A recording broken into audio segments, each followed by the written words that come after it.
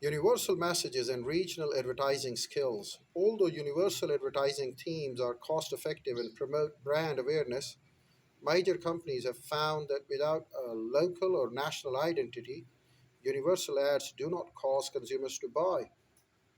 Coca Cola's Think Global, Act Local strategy, Nestle's approach to small scale local advertising call for the ads tailored to different areas. Such ads are designed to toy with the variation on universal theme while appealing to local emotions, ideas, and values. Well, we can continue with it and we can talk more about the universal messages and regional advertising.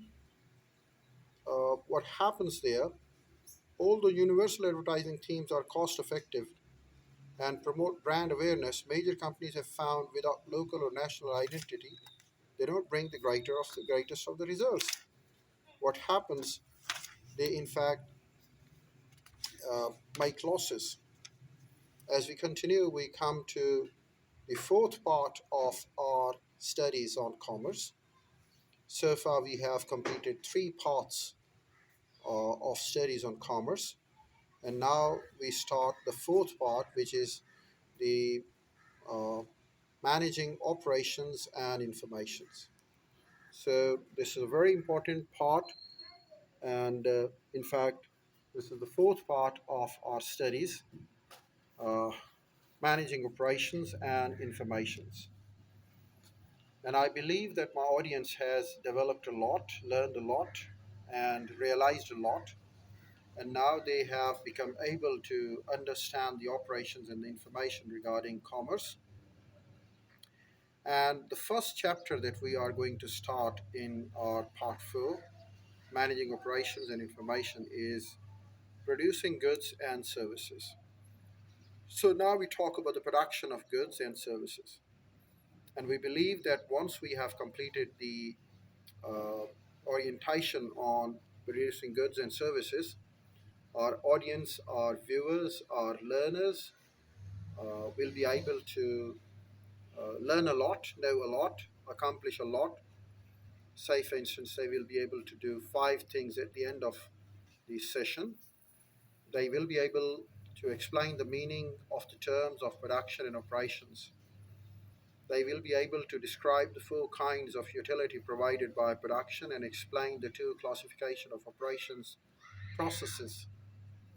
They will be able to identify the characteristics that distinguish service operations from goods production and explain the main differences in the service focus. They will be able to identify the factors involved in operations planning, and they will be able to explain some factors in operations scheduling and describe the activities involved in operations control, including materials management and the tools used for the operation process control. Well, we can use some of the case studies, but as the topic is very pressing, I would like to start with the content straight away rather than talking about some of the case studies in the very beginning and then to bring the message out. I would like to start with the message. I would like to start with the content. What does production mean today? Well, you're always involved in business activity that provide goods and services to the customers. You wake up to the sound of your favorite radio station and pick up a newspaper on your way to the bus to the bus stop where you catch up your ride to work or to your school or anywhere else. Your instructors, the bus driver, the clerk at the 7-Eleven stores, and the morning radio announcers all work in service operations. They provide intangible service products such as entertainment, transportation, education, and food preparation. Firms that make tangible products, radios, newspapers, buses, textbooks, are engaged in goods production, while the others are engaged in service production. So the tangible ones are goods and the intangible ones are service. And they all play very vital role, very important role, and they mean a lot in your life.